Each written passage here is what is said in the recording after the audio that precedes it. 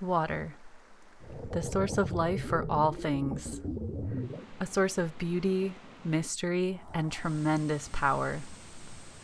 The more I paint landscapes, the more often I want to incorporate this magical element. But how do you draw or paint something that has no color? How do you capture the energy and the motion of water in a still image?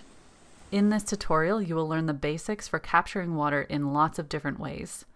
We'll start with a crash course in how color and light interact with water so that no matter what type of scene you're trying to capture, you can understand the why and the how. We'll move on to drawing techniques, bringing energy into our sketches so that the water feels like it's moving across the page. I'll also demonstrate how to paint water with digital, watercolor, and gouache so that no matter what you prefer to paint with, you can incorporate these techniques into your practice.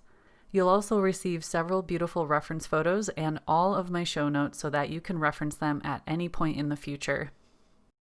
The goal of this course is to break it down to its basics and understand the variety of approaches to capturing this beautiful element so that when you go outside to paint, you are less overwhelmed and more comfortable in your practice. So grab your sketchbooks and let's get started.